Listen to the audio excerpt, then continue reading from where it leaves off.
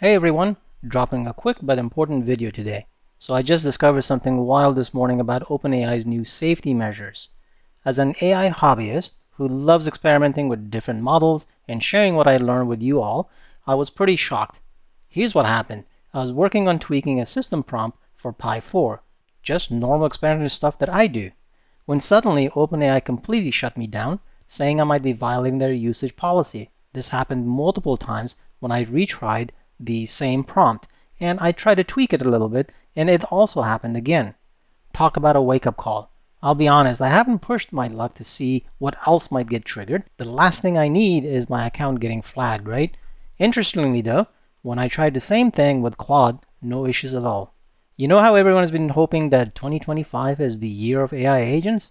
Well, after this whole DeepSeek situation, I'm starting to think we might need to rebrand it as Great AI Lockdown instead. Let's talk about why this matters. For years, the AI community has been pretty open, sharing knowledge, building on each other's work, helping each other out. But now, we're seeing the first real signs of companies putting up serious walls. And I get it, these companies have invested millions, maybe billions, developing these models. They'd want to protect their work. I know I would. But here's the thing that worries me. What does this all mean for us? The tinkerers, the experimenters, the people who just want to learn and push boundaries. Are we entering an era where AI development becomes a closed garden, only accessible to big tech? And it's not just about us hobbyists. Think about all the small startups and researchers who rely on these models.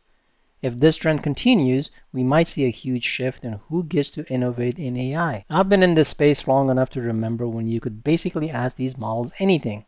Now it feels like we're walking through a minefield of content policies and safety measures. Don't get me wrong, safety is crucial, but there's a balance, right? I'm curious to know what you all think about this. Are you seeing similar lockdowns? Have you found workarounds that stay within the terms of the service? Drop your experiences in the comments below. This is definitely something I'll be keeping an eye on, and I'll update you if I notice any other major changes. For now, just be careful out there, especially if you're experimenting with these system prompts or anything that might trigger these new safety measures. Thanks for listening to me rambling in this video. We'll see you in the next one. Have a good one.